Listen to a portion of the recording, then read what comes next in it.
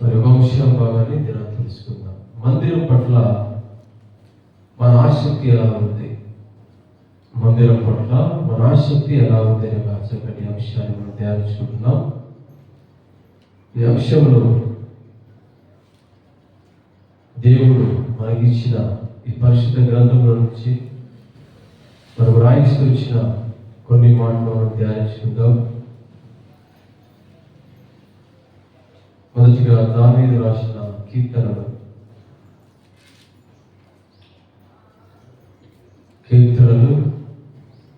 69వ అధ్యాయము. కీర్తనలు 69వ అధ్యాయము. సరే, 9వ వచనాన్ని చదువుకుందాం. నీ ఇంటిని గూర్చిన ఆసక్తి నన్ను భక్షించి ఉన్నది, నన్ను నిందించిన వారి నిందలు నా మీద పడి ఉన్నవి. చాలు. ఇక్కడ దావీదు గారు పలుకుతున్న మాట ఏంటంటే, నీ ఇంటిని గురించి ఆసక్తి ఏం చేస్తా ఉందంట? భక్షించుచున్నది, తీవేయుచున్నది అని మాట్లాడుతూ ఉంటున్నాడు. ఎందుకయ్యా నీకే అలాంటి ఆలోచన ఎందుకు వచ్చింది అంటే, ఆయన పలుకుతున్న మాట అంటే, నిన్ను నిందించిన నిందలు నా మీద పడుతున్నాయి అంటున్నాడు. ఇక్కడ వాక్యాన్ని మనం గమనిస్తే ఇంటిని గురించి దావీదు గారు మాట్లాడుతూ ఉంటున్నారు. ఇంతకు ఇల్లు అంటే ఏంటి? ఇల్లు అంటే మనం నివసించే ఇల్లు వేరు, ఇది ఒక ఆలయంగా కట్టుకున్నది వేరు. ఇక్కడ రెండు మనము చూడవలసి ఉంటుంది. ఎందుకు ఈయన అంతగా బాధపడతా ఉంటున్నాడు? ఎందుకు ఇంటిని గురించి, దేవుని ఇంటిని గురించి అనగా మందిరముల గురించి ఎందుకు బాధపడుతూ ఉంటున్నాడు? ఎందుకు ఆయన మీద నిందలు వస్తూ ఉన్నాయి అని మనం గమనిస్తే, నీ ఇంటిని గురించి ఆసక్తి నన్ను భక్షించుచున్నది, తీవేయుచున్నది. ఈనాడు మందిరాల్లో చూస్తే ఎక్కడైనా కానీ, ఇక్కడ కానీ, ఎక్కడ చూసినా కానీ మందిరానికి వెళ్దామని ఆసక్తి చాలా మందిలో లేదు. క్రైస్తవులే, విశ్వాసులే, కానీ దేవుని మందిరానికి రావడంలో చాలా మంది ఏమైపోతా ఉంటున్నారు? ఆసక్తి కనపరచలేకుండా పోతా ఉంటున్నారు. దేవుని వాక్యాన్ని వచ్చి దేవుని మందిరంలో నిలుచుండి దేవుని స్తుతించాలి, ఘనపరచాలనే ఆలోచన నేటి సమాజంలో లేకుండా పోయింది. అందుకే దావీదు గారు అంటున్నారు, నీ ఇంటిని గురించి ఆసక్తి నన్ను భక్షించుచున్నది, తినివేయుచున్నది. ఎక్కడైనా చూస్తే మందిరంలో ఎవరు కనిపించట్లేదు. ఇదిగో ఆదివారం వస్తే ఏమి తిందాం, ఏమి ధరించుకుందాం, ఎక్కడికి వెళ్దాం, ఇవే ఆలోచన చేస్తున్నారు. కానీ దేవుని మందిరానికి వెళ్ళి దేవుని స్తుతించాలి, ఘనపరచాలి అనే ఆలోచన నేటి సమాజంలో లేకుండా పోయింది. అందుకే దావీదు గారు పలుకుతున్న మాట అంటే, నీ ఇంటిని గురించి ఆసక్తి నన్ను భక్షించుతా ఉన్నది. ఆయన కోరిక అంటే ఏంటంటే చూడండి సార్, 1వ కీర్తన చూడండి, దావీదు గారి కోరిక ఏమిటో.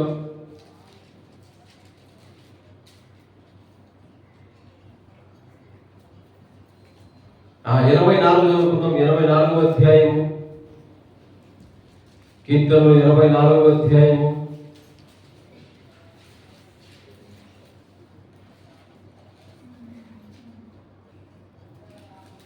చదువునా? 24వ కీర్తన 10వ.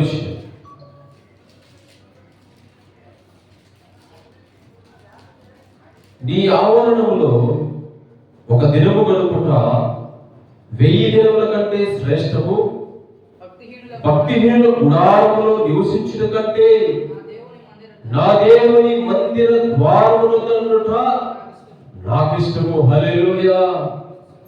నిజంగా ఎంత గొప్పగా ఆలోచన చేస్తా ఉన్నాడు దావీదు గారు.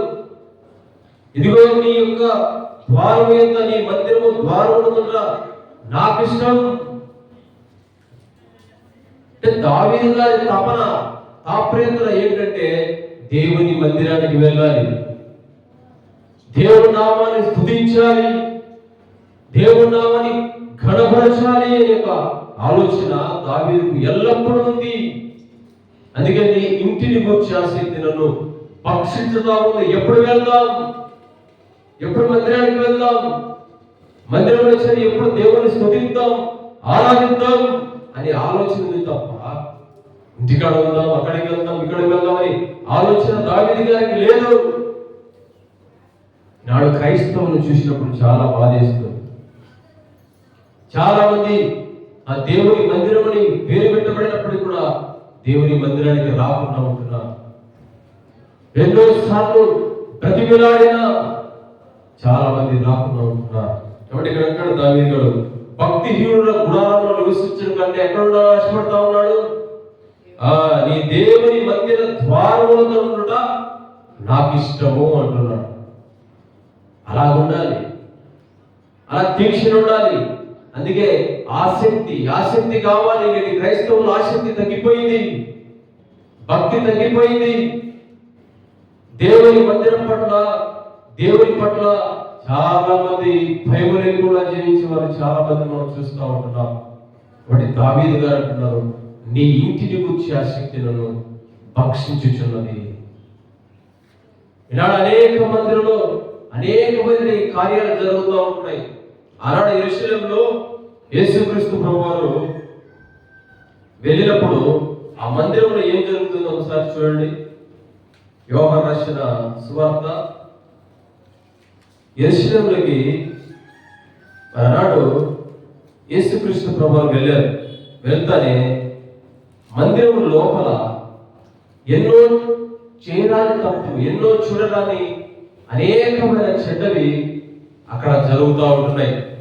దాన్ని చూసి యేసుక్రీస్తు ప్రభువారు బాధపడి 2 తాళ్ళు చేత పట్టుకొని ఏం చేస్తూ వచ్చాడంటే వారి వీధికి వెళ్తూ వచ్చాడు. చూడండి ఒకసారి యోహాను రాసిన సువార్త 2వ అధ్యాయము 13వ వచనం చదువుకుందాం.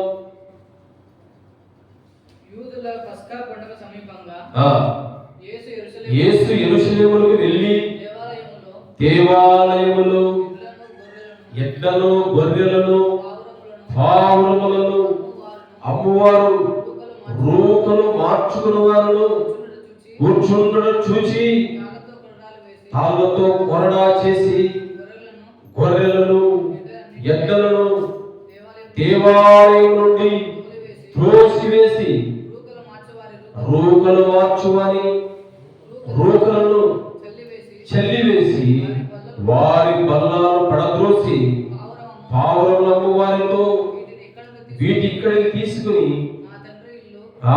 నా తండ్రి ఇల్లు వ్యాపారముగా చేయించునని చెప్పాను. ఎంత బాధపడ్డాడు యేసుక్రీస్తు ప్రభువు.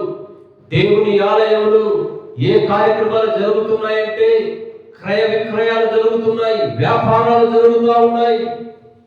ఎడ్లను, మేకలను, పావురములను అమ్ముకుంటున్నారు. ఒకరొకరు అమ్ముకుంటూ రోగులు మార్చుకుంటూ నీకెంత లాభం వచ్చింది, నాకెంత లాభం వచ్చింది అనుకుంటూ అలాగా మందిరంలో ఉన్నప్పుడు దేవునికి కడుపు మండిపోయింది. దేవునికి కడుపు మండిపోయి ఇదిగో 2 తాళ్ళను చేత పట్టుకొని అక్కడ ఉన్న వారందరూ కూడా దుమ్ము దులుపుతూ వచ్చారు. ఈనాడు చాలా మంది సంఘాల్లో ఇవే జరుగుతుంది. ఎక్కడైనా చూడండి, ఏ సంఘాలు అయితే ఖర్చులకు డబ్బులు, నూనె బాటలకు డబ్బులు ఒక వ్యాపారం అయిపోయింది. నేటి సమాజంలో కొన్ని మందిరాలు ఇలా జరుగుతూ ఉన్నాయి, క్రయ విక్రయాలు జరుగుతూ ఉంటున్నాయి. ఎంత లాభం వచ్చింది, ఈ వారం ఎంత కాలం వచ్చింది చూసావా? చాలా చోట్ల ఇదే జరుగుతూ ఉంది. ఇక్కడ అంటుంది వాక్యము. అందుకే అంటున్నాడు ఆయన, ఇదిగో నా తండ్రి ఇల్లు చేశారు, వ్యాపారంగా చేశారు. నా మందిరాలను అనేక మంది వ్యాపారంలో చేస్తూ ఉంటున్నారు. సమాజంలో దేవుని పట్ల విధేయత లేకుండా పోయింది సమాజంలో. ఇక్కడ బాధపడుతున్నాడు యేసుక్రీస్తు ప్రభువు. మందిరాల్లో దేవుని వాక్యమే బోధించారు. అలా కాకుండా ఇప్పుడు ఏమైపోయింది తెలుసా? వ్యాపారం అయిపోయింది. మీ ఇంటికి వచ్చి ప్రార్థన చేస్తే ఇంత డబ్బులు ఇవ్వాలి, ఒక మీటింగ్స్ పెడితే ఇంత డబ్బులు ఇవ్వాలి. ఇలా రూకలు మార్చేస్తా ఉంటున్నారు, వ్యాపారం చేస్తా ఉన్నారు క్రైస్తవులు కూడా. ఆనాటి నుంచి నేటి వరకు ఇలా జరుగుతూ ఉంది. కానీ దావీదు గారు అంటున్నారు, ఇదిగో నీ ఇంటిని గురించి ఆసక్తి నన్ను భక్షించుచున్నది, నీ మందిరము ద్వారములుందా నేను ఉండాలని ఇష్టపడుతా ఉన్నాను దేవా అంటున్నాడు. ఇలా ఉండాలి తాత్పర్యం, ఇలా ఉండాలి కోరిక, ఇలా ఉండాలి ఇష్టం. దావీదుకున్న ఇష్టం నేటి సమాజంలో క్రైస్తవులు లేకుండా పోయింది. క్రైస్తవులు చెప్పుకుంటున్నారు మా అబ్బవారు, ఆ పెద్ద మనుషులు, సంఘ కాపరులు, పాస్టర్లు, కానీ దేవుని మందిరానికి రారు. ఇలాంటి సమాజంలో మనం నివసిస్తూ ఉంటున్నాం. కాబట్టి మనం భయం కలిగి జీవించాలి. దేవుని మందిరానికి రావడంలో మనకి ఎంతో ఆశీర్వాదం. అది నేటి సమాజం తెలుసుకోలేకపోతా ఉంది. ఇక్కడ అందుకే దావీదు గారు అంటున్నారు, ఇదిగో నీ ఇంటిని గురించి ఆసక్తి నన్ను భక్షించుతా ఉంది. ఇదే వచనము అక్కడ నెరవేరుస్తా వచ్చింది. చూడండి ఏమంటున్నాడు, యోహాను సువార్త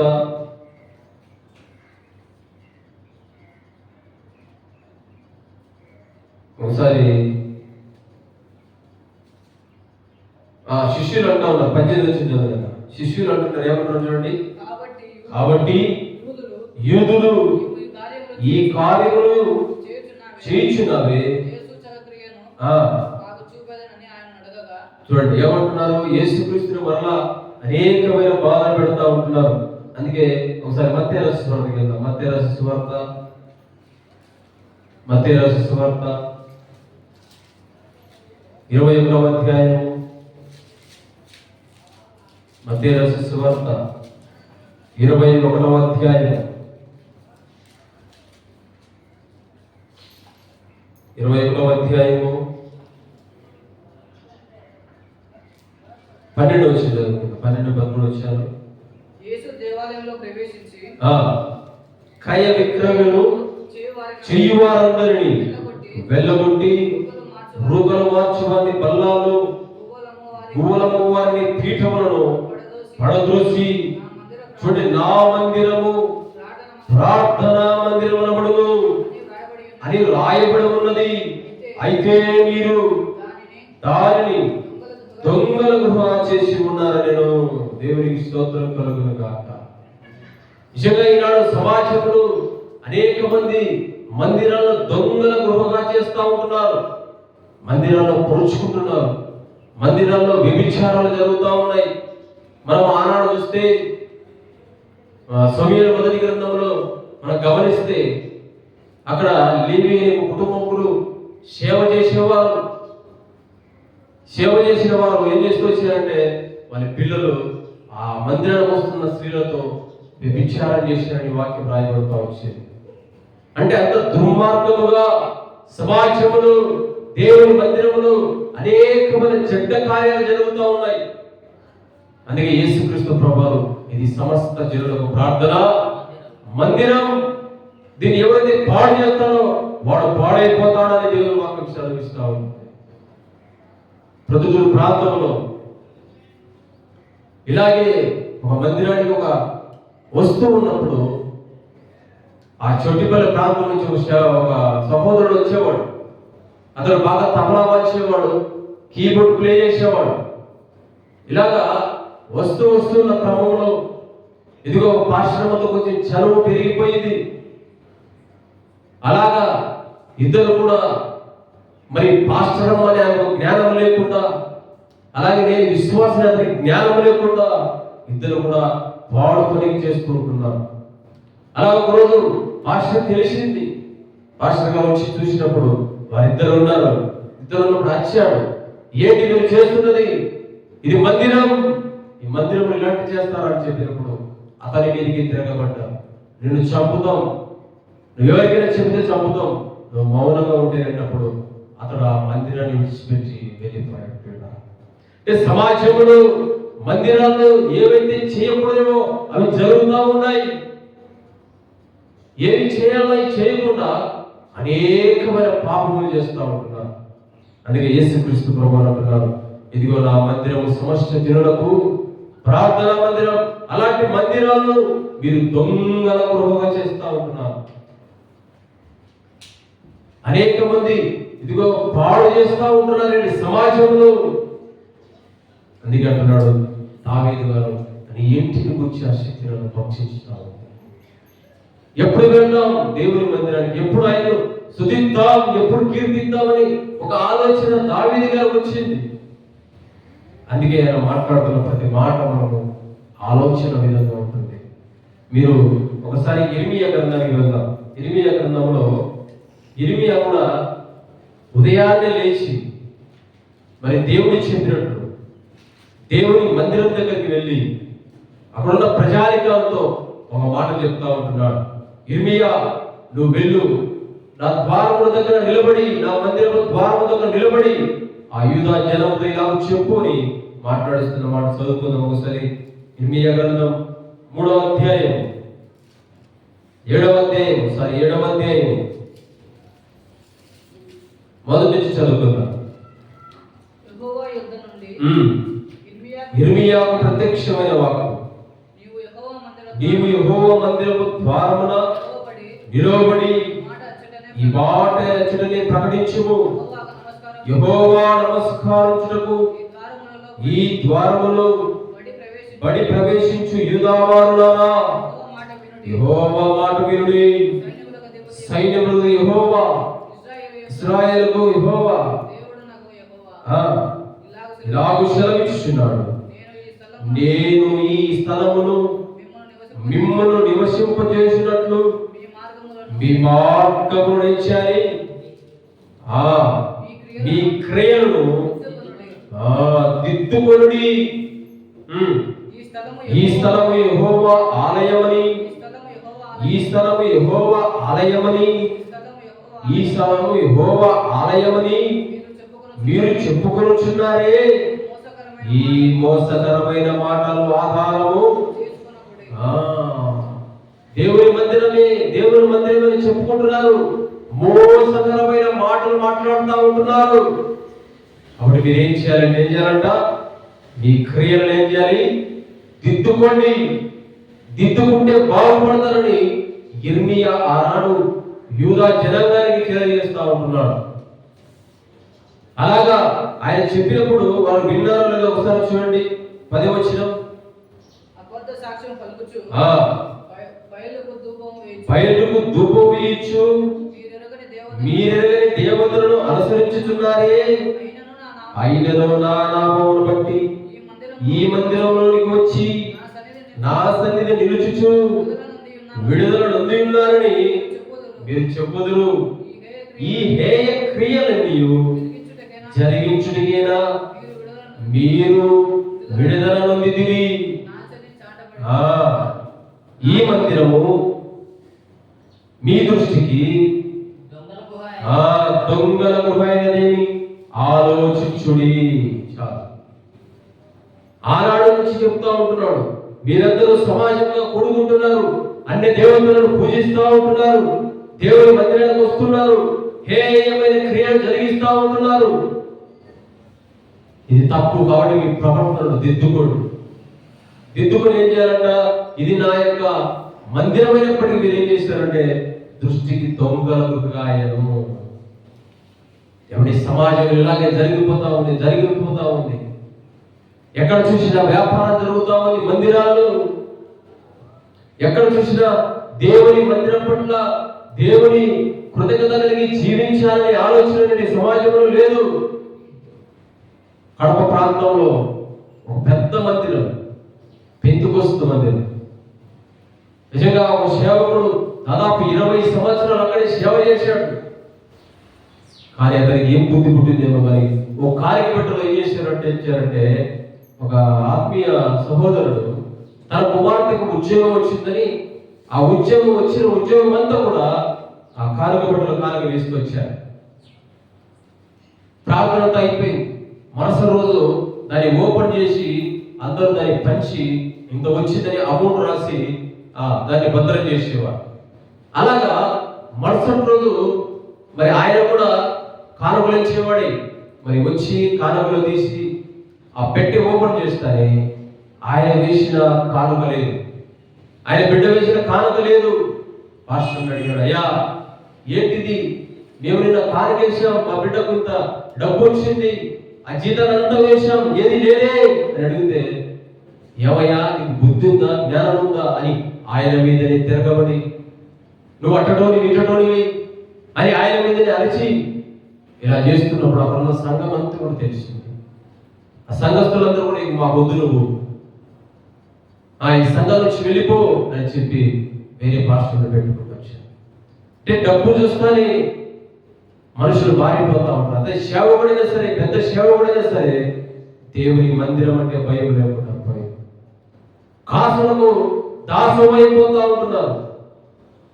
సమాజంలో ఇదే జరుగుతూ ఉంది, ఎక్కడ చూసినా ఇదే జరుగుతూ ఉంటుంది. అందుకే హెచ్చరిస్తూ ఉంటున్నారు, మీరు దిద్దుకోండి, మీ బ్రతుకులు దిద్దుకొని, ఇదిగో నా మందిరాన్ని దొంగలకు బాగా చేయకండి, నా మందిరం సమస్త జనులకు ప్రార్థన మందిరం. కాబట్టి ఆ మందిరంలో మీరు వచ్చి నన్ను ప్రార్థన చేస్తే మీకు అనేకమైన దీవెనలు ఆశీర్వాదాలు నేను అనుగ్రహిస్తానంటున్నాడు. అందుకే ఆసాపు గారు ఒక మాట చూడండి. ఆసాపు గారు ఏమంటున్నారు, కీర్తన ఆసాపు గారు ఆశ చూడండి, ఆయన ఆశ కూడా ఎలా ఉందంట, ఎలాగ దేవుణ్ణి ప్రార్థిస్తూ ఉంటున్నాడు చూడండి. కీర్తనలు 42వ అధ్యాయము, కీర్తనలు 42వ అధ్యాయము మొదటి వచనం. తుప్పి నీటి వాగుల కొరకు ఆశపడినట్లు దేవా నీ కొరకు నా ప్రాణం ఆశపడుచున్నది, నా ప్రాణము దేవుని కొరకు దీక్ష కొనుచున్నది, జీవము గల దేవుని కొరకు దీక్ష కొనుచున్నది. దేవుని సన్నిధిని నేను ఎప్పుడు వచ్చేదను, ఆయన సన్నిధిని నేను ఎప్పుడు కనబెడదను. నిత్యము నాతో వచ్చున్నారు, రాత్రి పగలు నా కన్నీళ్లు నా కన్నపానములాయను. చాలు చూడండి, ఈయన ఆశ ఏంటంట, దేవుని మందిరంలోనికి వెళ్ళాలని ఆశ, దీక్షణ, కోరిక. దుబ్బి నీటి వాగుల కొరకు ఆశపడినట్టుగా ప్రభువా నా ప్రాణం నీ కొరకు ఆశపడుతూ ఉంది, నీ మందిరానికి రావాలని, నిన్ను స్తుతించాలని, గణపరచాలని, ఆరాధించాలని. ఎలాంటి కోరిక ఆసాపు గారికి? పూర్వ కుమారుడైన ఆసాపు గారు రచిస్తూ వచ్చిన కీర్తన. కాబట్టి ఆయన మాట్లాడుతున్నమాట, ఇదిగో రేయింబవులు నా కన్నీళ్లు అన్నపానములాయను అంటూ కింది వచ్చిన 4వ వచనం.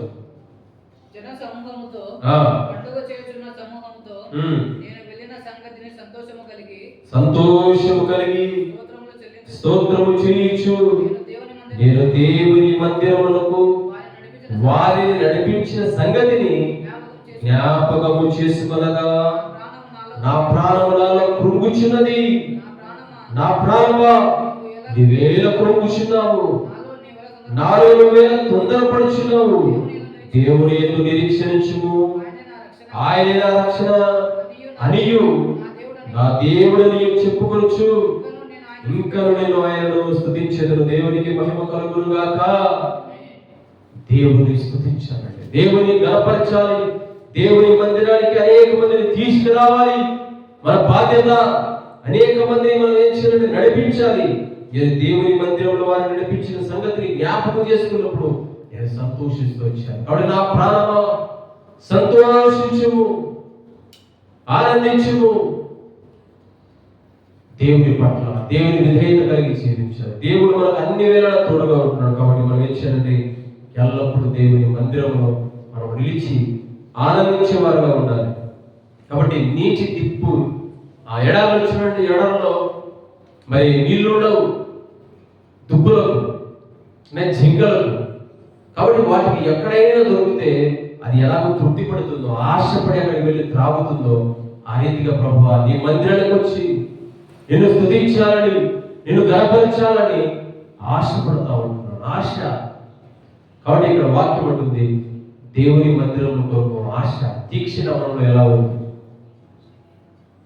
అందరి మధ్య ఉన్నామో మనం అలా ఉండకూడదు. దేవుని పట్ల ఎంతో నమ్మకమైన వారుగా ఉండాలి. దేవునికి విధేయత కలిగి జీవించాలని దేవుని వాక్యం మనం సెలవిస్తున్నాడు. ఒకసారి పేతురు గారు ఏమంటున్నారు చూడండి. పేతురు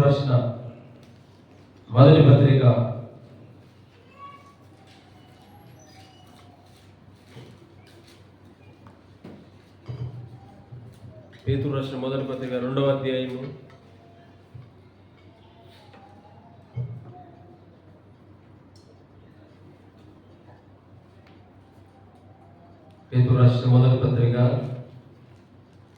2వ అధ్యాయము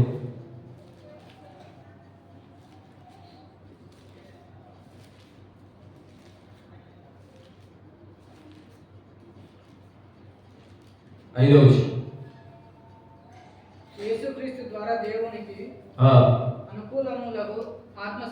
యేసుక్రీస్తు ద్వారా దేవునికి అనుకూలములకు ఆత్మ సంబంధమైన బలులు అర్పించుటకు పరిశుద్ధ యాజకులుగా కూడినట్లు మీరు సజీవమైన రాళ్ళవలే నుండి ఆత్మ సంబంధమైన మందిరముగా కట్టబడుచున్నాము. దేవునికి మహిమ కలుగును గాక. నిజంగా మనం అందరం ఆత్మ సంబంధమైన మందిరాలుగా కట్టబడాలి. ఈ 4 రోజుల మధ్య మనం మందిరంగా ఏర్పరచుకొని ప్రార్థన చేస్తా ఉన్నాం. అప్పుడైతే పాత నిబంధన గ్రంథంలో ఒక మందసం ఎలా ఉండేదంటే ఒక డేరాలా ఉండేది. ఒక చిన్న చుట్టూ 4 చుట్లు పక్కల ఒక డేరా కట్టుకొని ఆ డేరాలో పెట్టేవారు. కానీ ఇప్పుడు దేవుని మందిరాన్ని మనం కట్టుకున్నాం. ఈ రాళ్ళతో కట్టుకున్నాము, లేదా ఇటుకలతో కూడా సిమెంట్తో కట్టుకున్నాము. కానీ కట్టుకున్న ఈ మందిరంలో మనం అందరం ఏం చేయాలంటే అందరము సజీవమైన రాళ్ళ వలె ఆత్మ సంబంధమైన వారంగా మనం ఏం చేయాలి? కట్టబడాలి. క్రీస్తు రాకడ కొరకు మనం అందరం సిద్ధపడాలి.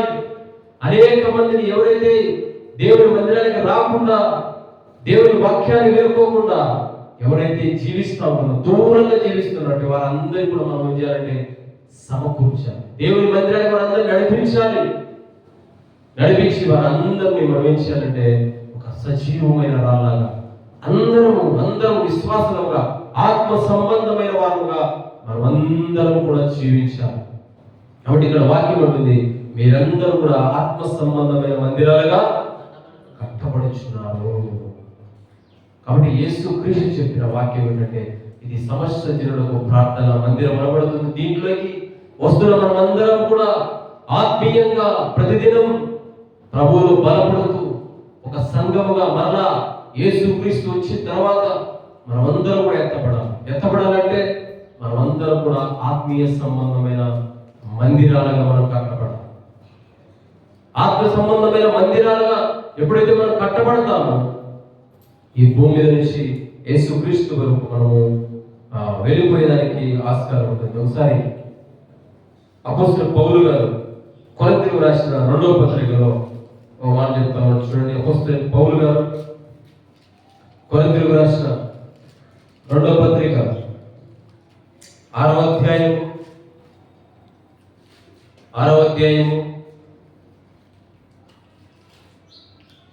ఒకసారి 18 నుంచి చదువుకుందాం.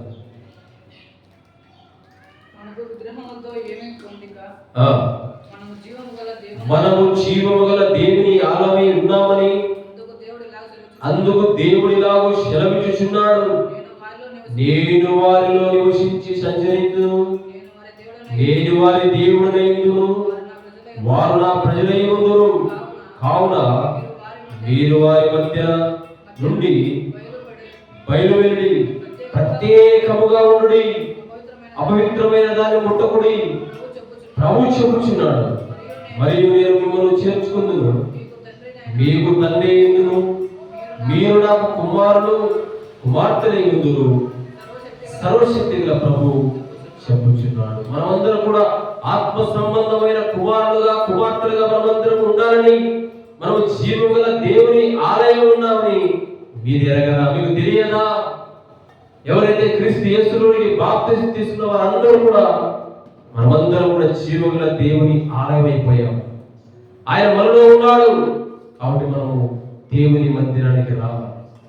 దేవుని మందిరంలో మనమందరం కూడా ఆత్మ సంబంధమైన వారంగా ఒక వీటికే ఏ విధంగా మందిరాన్ని కడతామో, ఇల్లులు కట్టుకుంటామో ఆ రీతిగా మనం కూడా సంఘంలో అనేక మంది ఆత్మ సంబంధమైన వారుగా ఒకరొకరు కట్టుకుంటూ ప్రభు రాకడ కొరకు ఎదురు చూసేవారుగా ఉండాలి. కాబట్టి ఆయన చెప్తున్న మాట ఏంటంటే, మనము జీవము గల దేవుని ఆలయమై ఉన్నాము.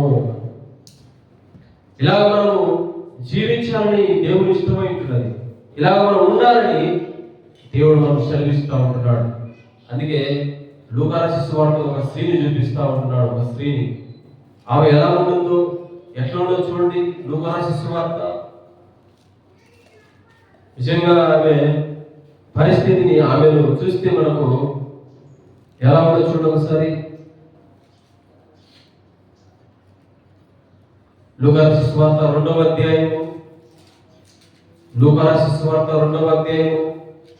ఒక స్త్రీ, పెనిమిటిపోయిన స్త్రీ, మరి ఆమె ఎలా ఉందో చూడండి. 36వ వచనం చదువుతున్నాం. 36వ వచనం 2వ అధ్యాయము లూకా రాసిన సువార్త 36వ అధ్యాయం. ఆషేరు గోత్రికురాలను పనియేలు కుమార్తె అయిన హన్నా అను ఒక ప్రవక్తికి ఉండెను. ఆమె కన్యత్వము మొదలు 7 ఏళ్ళు పెనిమిటితో సంసారం చేసి బహుకాలం గడిచినదై 84 సంవత్సరములు విధవరాలయుండి దేవాలయమును విడుచుట ఉపవాస ప్రార్థనలు దేవునికి స్తోత్రం కలుగును గాక. నిజంగా ఆ స్త్రీ ఉన్న ఆసక్తి మనలో రావాలి. ఆ స్త్రీకి ఉన్న కోరిక మనలో కలగాలి. అందుకే మందిరం కొరకు ఆసక్తి, మందిరం పట్ల ఆసక్తి మనకు ఎలా ఉంది అని దేవుని వాక్యం సెలవిస్తూ ఉంటుంది. అలా దావీదు గారు అంటున్నారు, నీ ఇంటిని గురించి ఆసక్తి నన్ను భక్షించుచున్నది, తినివేయుచున్నది. కాబట్టి నీ మందిరానికి రావాలని, నీ మందిరము ద్వారం వద్ద నిలబడి నిన్ను స్తుతించాలని, గణపరచాలని కోరిక దావీదు గారికి వచ్చింది. తర్వాత ఆసాపు గారికి వచ్చింది, అలాగే కొరవ కుమారులకు వచ్చింది. ఏదిగా అయితే ప్రవర్తికులందరూ కూడా దేవుని మహిమపరుస్తూ వచ్చారు. ఇక్కడ హన్నా అనే ఒక స్త్రీ, దాదాపు భర్త 7 సంవత్సరాలు ఆమెతో కాపురం చేసింది. తర్వాత భర్త చనిపోయాడు. తర్వాత 84 సంవత్సరములు విధవరాలండి, విధవరాలు. ఆ విధవరాలు ఉపవాసం ఉంటూ రెయ్యింబవులు ఎక్కడుంది? దేవుని మందిరంలో ఉంది, సేవ చేస్తా ఉంది. చూడండి ఎంత గొప్ప ధన్యత ఆ స్త్రీ బైబిల్ గ్రంథంలో రాయబడింది. కాబట్టి సమాజంగా కూడుకున్న మనమందరం కూడా దేవుని పట్ల, ఎల్లప్పుడూ దేవుని ఆలయం పట్ల మనమందరం కూడా మంచి ఆలోచన కలిగి జీవించాలి. దేవుని పట్ల ఎప్పుడు భయభక్తులు కలిగి జీవించాలి. దేవుని మందిరం అంటే అది పరిశుద్ధమైనదని గ్రహించి దేవుని మందిరం వచ్చిన మనమందరం దేవుడు వారమంతా కాపాడాడు కనుక ఆయన మనం ఏం చేయాలంటే స్తుతిస్తూ వచ్చాలి, కొనియాడుతూ వచ్చాలి. అందుకే ఫిలిప్పీయులకు రాసిన పత్రికలో ఏమన్నాడు చూడండి, అపోస్తలుడు పౌలు గారు మాట్లాడుతున్నాడు. ఫిలిప్పీయులకు రాసిన పత్రిక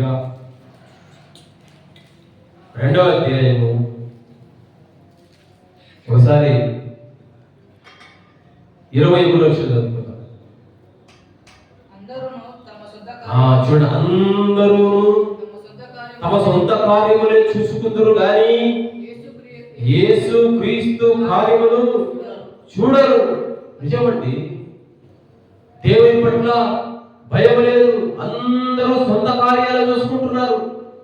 ఉదయం లేచిన మరి ఎక్కడికి వెళ్ళాలి, ఏం తినాలి, ఏం కట్టుకోవాలి, ఇదే ఆలోచన చేస్తున్నారు. కానీ ఇదిగో దేవుని కార్యం ఉంది. ప్రభుదినం మందిరానికి వెళ్దాం, మందిరంలో ఏదైనా పని చేద్దాం, మందిరంలో పాట పాడదాం, మందిరంలో వాక్యం చదువుదాం, ప్రార్థిద్దాం, మందిరంలో దేవుడి నామాన్ని మహిమపడదామని ఆలోచన ఏంటి సమాజంలో లేకుండా పోయింది. అందరూ సొంత కార్యాలు చేసుకుంటున్నారు, అందరూ వారి ఇష్టం వచ్చినట్టు జీవిస్తూ ఉంటున్నారు. కానీ దేవుని కార్యాలు ఎవరు కూడా చూడట్లేదు. చూస్తే ఎలా ఉంటుంది అంటే అన్ని సంఘాలు బాగుంటాయి, అందరూ చక్కగా దేవుని ఆరాధించాలి, అన్ని సంఘాలు కలకలలాడాలి. కానీ ఎవరు రాలే, అందరూ సొంత పనులు చేసుకుంటున్నారు, అందరూ సొంత కార్యాలు చేసుకుంటున్నారు. మరి దేవుని కార్యాలు ఎప్పుడు చూస్తాం? ఈ దినాలు బ్రతుకునిచ్చాడే, మనల్ని పోషించాడే, కుటుంబాన్ని అన్నిందరూ కాపాడుతా ఉన్నాడే. కానీ అది గుర్తిరక్కోకుండా మనం ఏం చేస్తా ఉన్నాం? మన సొంత కార్యాలు చూసుకుంటున్నాం, మన ఆలోచనలు చూసుకుంటున్నాం. ప్రతి ఒక్కరు అదే పని చేస్తా ఉన్నారు. దేవుని మందిరానికి వెళ్దామనే ఆలోచన లేకుండా పోయింది. అందుకే దేవుడు చాలా బాధపడతా ఉంటున్నాడు. అందుకే అలాంటి తీక్షణ మొదటిగా దావీదులో కలిగింది. అయ్యా, నీ ఇంటిని గురించి ఆసక్తి నన్ను భక్షిస్తా ఉంది, తినివేస్తా ఉంది. మందిరం పట్ల ఎవరికి బాధ్యత లేదే, మందిరానికి ఎవరు రావట్లేదని ఎంతగానో బాధపడతా ఉంటున్నాడు. అందుకే చూడండి, ఒకసారి కీర్తనలు అంటాడు, ఒకసారి కీర్తనలు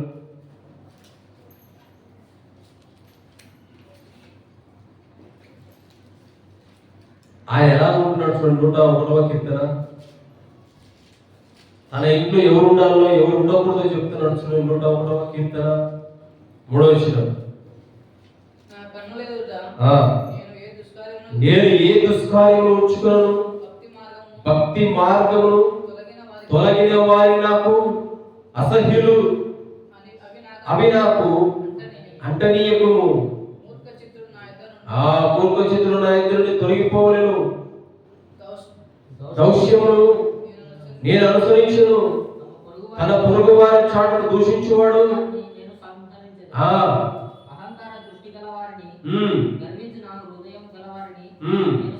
నేను సమీపించాను. నా యొద్ద నివసించినట్లు దేశంలో నమ్మకస్తులైన వారిని నేను కనిపెట్టుచున్నాను. నిర్దోష మార్గమందు నడుచుకున్న వారు నాకు పరిచారకులగుదురు.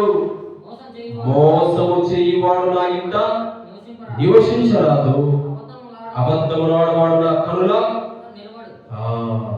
చూసారు. ఆయన కోరిక ఏంటంటే, ఇదిగో ఎప్పుడు కూడా మరి అసహించుకునేవాడు, ఎవరితో సహవాసం చేసేవాడు కాదు, భక్తిహీనులతో అన్యులతో సహవాసం చేసేవాడు కాదు. ఆయన ఇంట మోసం చేసేవాడు నా ఇంట నివసించరాదు. అలాంటి వారు నాకు ఎంత మాత్రం ప్రీతికరము కాదు. ఈనాడు కుటుంబం అంతా కూడా దేవుని మందిరంలోకి రావాలి. ఎందుకంటే దేవుడు మనకు అనేక గొప్ప కార్యాలు చేశాడు, గొప్ప మేలు చేశాడు. కాబట్టి దేవుని మందిరానికి వచ్చిన మనమందరం కూడా యథార్థంగా ఆయన సేవించేవారుగా ఉండాలి, ఆయన కీర్తించేవారుగా ఉండాలి, ఆయన ఆరాధించేవారుగా ఉండాలని దేవుని వాక్యం సెలవిస్తూ ఉంటుంది. కాబట్టి దావీదు కలిగిన హృదయం ప్రతి ఒక్కరికి కలగాలి. ప్రతి ఒక్కరు కూడా ఆ వాక్యానుసారమైన జీవితాన్ని మనం నేర్చుకోవాలి. ఎందుకంటే సమాజంలో కూడుకున్నప్పుడు మనం అందరం కూడా ఒకరినొకరు ఆత్మీయమైన సంబంధులుగా రాళ్ల వలె కట్టబడాలి. ఒక దేవుని మందిరంగా మనం ఇక్కడ కట్టబడితే, ఇదిగో యేసుక్రీస్తు ప్రభువు వచ్చిన తర్వాత మనమందరం కూడా ఆయనతో పాటు కొనిపోబడతాం, పరలోక రాజ్యానికి వెళ్తాం. కాబట్టి దేవుని నివాసాన్ని ప్రేమించాలి, దేవుని పట్ల భయభక్తులు కలిగి జీవించాలి. దేవుడు మనకి ఇచ్చిన అవకాశం ఏంటంటే, ఒక ఆదివారాన్ని మనం ఆరాధించాలి. వారమంతా మనం పరిమాణం చేసుకుంటాం, మన సొంత కార్యాలు చేసుకుంటా ఉన్నాం, మన ఇష్టం వచ్చినట్టు తిరుగుతూ ఉన్నాం. కనీసం ఆదివారం దేవుని మందిరంలో ఉండాలి, దేవుని పట్ల భయభక్తులు కలిగి జీవించాలి. కాబట్టి దేవుడైన యెహోవా సెలవిస్తుంది ఏంటంటే, దేవుని మందిరం పట్ల మనందరూ కూడా అలాంటి ఆలోచన ఉండాలి.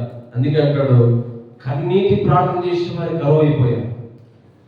దేవుని ఆవేదన తెలుసుకోలేని వారు ఎవరు లేరు, కనిపించలేదు. దేవుని ఆవేదన ఎవరు గుర్తిస్తారు? దేవుడు ఎంతగా బాధపడతా ఉంటాడు. ఆనాడు యేసుక్రీస్తు ప్రభువారు ఇదిగో మందిరాలు పాడైపోతున్నప్పుడు ఆయన పడిన బాధ,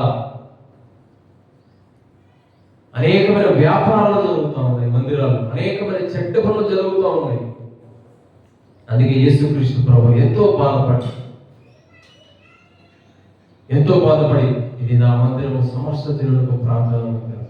మందిరాలు ఉన్నాయి, కానీ మందిరాలకి చాలా మంది ఎవరు రాకుండా పోతారు. కారణం, యేసుక్రీస్తుని ఎరిగి బాప్తిసం పొంది రక్షణ పొంది మేలును పొంది అనేకమైన దేవుడు ఇచ్చే బహుమానాలు తీసుకుంటున్నాం, కానీ దేవుడికి ఇచ్చే సమయాన్ని ఎవరూ ఇవ్వట్లేదు. అందుకే బాధపడతా ఉంటున్నాడు. కాబట్టి ఆత్మ సంబంధమైన రోదన చేయాలి.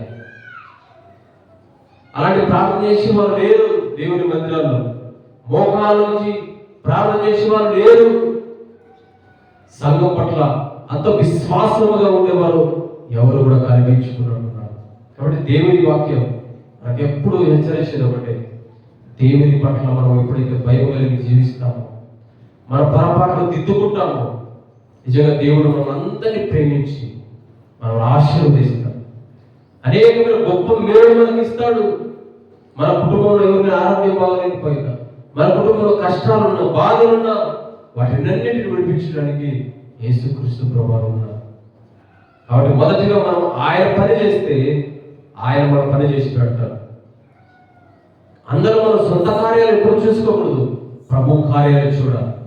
ప్రభు కార్యాలు ఎవరైతే చూస్తారో అట్టి వారందరికీ దేవుడు అన్ని విధాలా తోడుగా ఉంటాడు, అన్ని విధాలా మరి గొప్ప మేలు దయచేస్తాడు. కాబట్టి మనం అందరం కూడా ఎల్లప్పుడూ మందిరం పట్ల ఆసక్తి కనపరిచి, దేవునికి విధేయులమై, ఎల్లప్పుడూ ప్రార్థనలో ఉంటూ, మోకాలని అనేక మంది కొరకు ప్రార్థించే వారంగా, అనేక మందిని మరి తీసుకొచ్చే వారంగా ఉండాలని దేవుని పేరు తెలియజేస్తూ, ఆనాడు దావీదు కలిగిన ఇష్టం, కోరిక మనలో కూడా కలగాలని, మనం కూడా అలా జీవించాలని, మనమందరం కూడా అలా పాటుపడాలని మీ అందరికీ తెలియజేస్తూ ఉంటున్నాను. కాబట్టి మందిరం పట్ల మన ఆసక్తి ఎలా ఉంది దాన్ని మనం నేర్చుకుంటూ వచ్చాం. మనం కూడా రాబోయే దినాల్లో మందిరం పట్ల దేవునికి భయభక్తులు కలిగి మందిరంలో చేరి వచ్చిన మనం అందరం కూడా ఎల్లప్పుడైనా మనం స్తుతించి, కీర్తించి, కొనియాడ భాగ్యం దయచేయాలని ప్రభువుకు తెలియజేస్తూ దేవుని కొద్ది మాటలు దీవించి ఆశీర్వదించును గాక. ఆమేన్. ఆమేన్.